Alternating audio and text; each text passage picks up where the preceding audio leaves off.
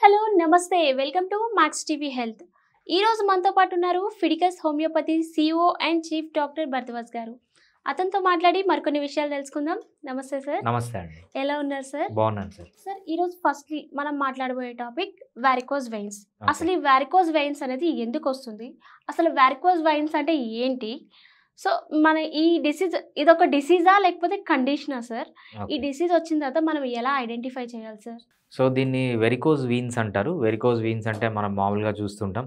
చాలామందికి కాళ్ళల్లో కొంచెము బ్లూయిష్ డిస్కలరేషన్ వచ్చి అక్కడ నరాలు తెలుగులో ఏమంటారంటే నరాలు మెలితిరిగింది అంటుంటారనమాట. సో దాన్ని మనం కామన్‌గా వెరికోజ్ వీన్స్ అంటుంటాం. సో వెరికోజ్ వీన్స్‌లో వచ్చే మన మెయిన్ ప్రాబ్లమ్ ఏంటంటే ఫర్ ఎగ్జాంపుల్ ఎవరికన్నా సడెన్‌గా కొంచెం కాళ్ళల్లో అబ్నార్మాలిటీ చూస్తారు. అంటే కొంచెము వీన్స్ డార్క్ కలర్ కావడం గానీ, కొంచెం మెలి తిరగడం గానీ చూసిన వెంటనే వీళ్ళు ఏం చేస్తారంటే భయపడి డాక్టర్ దగ్గరికెళ్తారు. వీళ్ళెళ్ళేది ఏ డాక్టర్ దగ్గరికి? అలోపతి డాక్టర్ అంటారు, లేకపోతే ఇంగ్లీష్ మెడిసిన్ అంటారు, వెస్టర్న్ మెడిసిన్ అంటారు, కన్వెన్షనల్ ట్రీట్మెంట్ అంటారు. లేకపోతే ఒక స్పెషలిస్ట్ కార్డియోవాస్కులర్ సర్జన్ దగ్గరికి గానీ, లేకపోతే ఒక కార్పొరేట్ హాస్పిటల్ దగ్గర గానీ, ఇంటి పక్కనున్న హాస్పిటల్ దగ్గరికి గానీ వెళ్తారనమాట. వాళ్ళేమంటారంటే, ఇది చిన్న స్టేజ్‌లోనే ఉంది. దీని గురించి పట్టించుకోవద్దండి. వదిలేసేయండి అంటారు. సో వీళ్ళేం చేస్తారంటే దాన్ని వదిలేస్తారు. ఎప్పుడైతే దాన్ని వదిలేస్తారో కొన్ని సంవత్సరాలకి ఒక 2, 3 సంవత్సరాలకి ఏమవుతుందంటే పెద్దగా అయిపోవడము, అక్కడి నుంచి బ్లడ్‌లో నుంచి బ్లడ్ లాగా ఊజ్ కావడము, అక్కడంతా స్కిన్ అంతా డార్క్‌గా అయిపోవడము, అల్సర్స్ అంటే అక్కడ కురుపులు రావడము, అదేవిధంగా బాగా పెయిన్ రావడము, స్వెల్లింగ్ రావడము, రెడ్‌నెస్ రావడము, ఒక్కొక్కసారి మొత్తం కాలంతా ఇన్ఫెక్ట్ అయిపోయి తీసేయడము. అదేవిధంగా ఒక్కొక్కసారి ఏమంటుందంటే అక్కడ కొన్ని క్లాట్స్ ఫార్మ్ అయితాయనమాట. ఆ క్లాట్స్ అక్కడి నుంచి ఫార్మ్ అయ్యి లంగ్స్‌లోకి పోవడము, అక్కడి నుంచి బ్రెయిన్‌లోకి పోయి పెరాలిసిస్ రావడము, లంగ్స్‌లోకి పోయి లంగ్స్ అంతా చనిపోవడము, అదేవిధంగా హార్ట్‌లోకి పోయి హార్ట్ అటాక్స్ రావడం ఇవన్నీ కామన్‌గా చూస్తుంటామనమాట. ఇది ఎందుకు వాళ్ళు అలా చెప్తారంటే వాళ్ళకి ఇనీషియల్ స్టేజ్‌లో ట్రీట్మెంట్ అనేది లేదు. సో ఎప్పుడైతే అది పెద్దగా పెరుగుతుందో బాగా ఎక్కువొచ్చేసిందో అప్పుడేంటంటే వాళ్ళు సర్జరీ చేస్తారనమాట. సర్జరీ చేసేటప్పుడు ఆ నరాలన్నీ మొత్తం కట్ చేసి బాడీలోంచి నరాలన్నీ బయటికి పీకి బయట పడేస్తారనమాట. ఇది వాళ్ళు చేసేది. సో మీరు ఎర్లీ స్టేజ్‌లోనే ఇమ్మీడియేట్‌గా హోమియోపతి డాక్టర్ దగ్గరికొస్తే మీకు దాన్ని నెక్స్ట్ స్టేజ్‌లోకి పోకుండా అదేవిధంగా కంప్లీట్‌గా క్యూర్ చేసుకోవడమే కాకుండా మళ్ళీ మళ్ళీ లైఫ్‌లో ఎప్పుడు రాకుండా చేసుకోవచ్చు విత్ హోమియోపతి. ఇవన్నీ వితౌట్ సింగిల్ సైడ్ ఎఫెక్ట్. అదేవిధంగా ఏంటంటే మనకు ఆల్రెడీ మీకు చాలా రోజుల నుంచి ప్రాబ్లమ్ ఉంది. 2, 3 సార్లు సర్జరీ అయిపోయింది. లేకపోతే సర్జరీ మీకు అడ్వైస్ చేశారు. మీ కాలు బాగా స్వెల్లింగ్ ఉంది. అక్కడ ఇచ్చింగ్ వస్తుంది.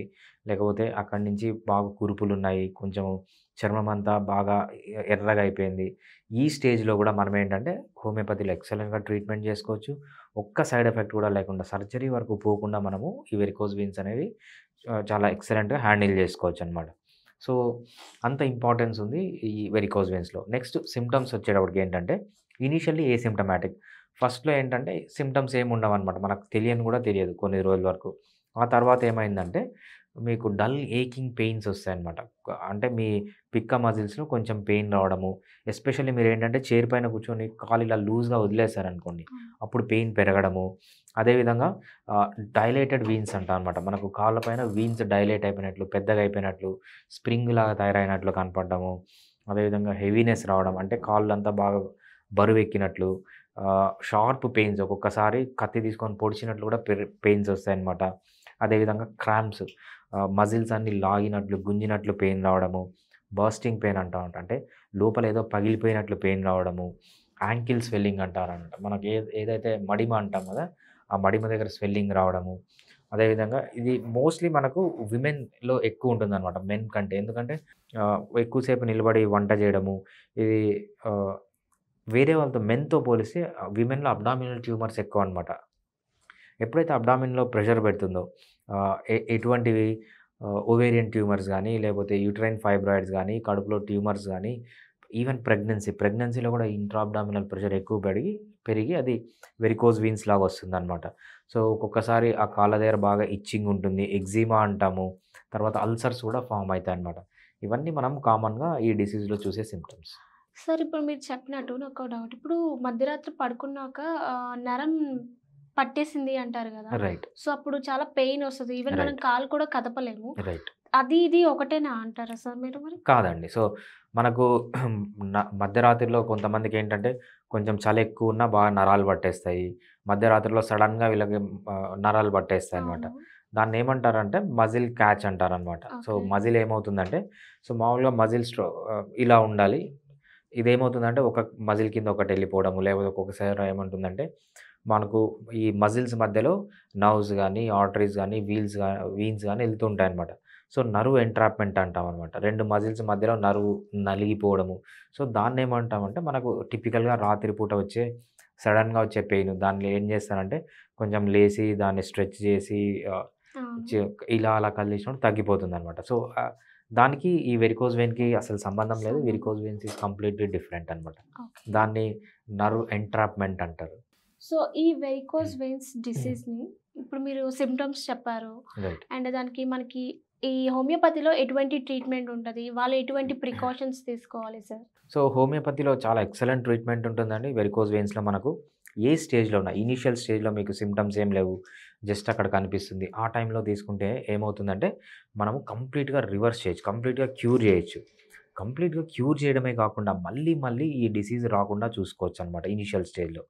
సో, ఈ డిసీజ్ ఏంటంటే మళ్ళీ నెక్స్ట్ స్టేజ్‌లోకి పోకుండా ఆపేయొచ్చు. లేదు second stage of the disease. Second స్టేజ్‌లో ఏమవుతుందంటే వీళ్ళకి బాగా నరాలు బయటికి కనపడడము, పెయిన్స్ రావడం ఇవన్నీ చూస్తామనమాట. ఈ స్టేజ్‌లో కూడా హోమియోపతిలో ఎక్సలెంట్ ట్రీట్మెంట్ ఉంది. So, even without single side effect మనము ఒక్కొక్కసారి దీన్ని కంప్లీట్‌గా క్యూర్ చేసుకోవచ్చు. లేకపోతే రెగ్యులర్‌గా మెడిసిన్ వాడడం వల్ల ఏమవుతుందంటే నెక్స్ట్ స్టేజ్ వరకు పోకుండా ఎప్పుడైతే మనం నెక్స్ట్ స్టేజ్ ఏమని చెప్పామో అది అక్కడ థ్రాంబస్ ఫార్మ్ అయ్యి, క్లాట్ ఫార్మ్ అయ్యి, అది బ్రెయిన్‌లోకి పోయి పారాలిసిస్ రాకుండా, అదేవిధంగా హార్ట్‌లోకి పోయి హార్ట్ అటాక్ రాకుండా, లంగ్స్‌లోకి పోయి లంగ్స్ చనిపోకుండా, ఊపిరి తీసుకోవడం కష్టమవకుండా, సో, పల్మనరీ థ్రాంబో ఎంబాలిజం అంటామనమాట. ఆ కాంప్లికేషన్స్‌లోకి అన్నిటికి పోకుండా మనం ఎక్సలెంట్‌గా ట్రీట్మెంట్ చేసుకోవచ్చు. ఒక్కొక్కసారి ఈ కండిషన్‌లో ఏమవుతుందంటే ఇన్ఫెక్షన్ అయిందంటే సెల్యులైటిస్ అంటామనమాట. ఈ సెల్యులైటిస్ వల్ల మొత్తం ఒక్కొక్కసారి కాలనేది తీసేయాల్సొస్తుంది. సో, ఆ కండిషన్స్‌లోకి పోకుండా మనము జాగ్రత్తగా కాపాడుకోవచ్చు. లేదు మనకు ఆల్రెడీ అడ్వాన్స్‌డ్ స్టేజ్‌లో ఉంది. బాగా స్వెల్లింగ్ ఉందక్కడ, రెడ్‌నెస్ ఉంది, ఇచ్చింగ్ ఉంది, పెయిన్ ఉంది.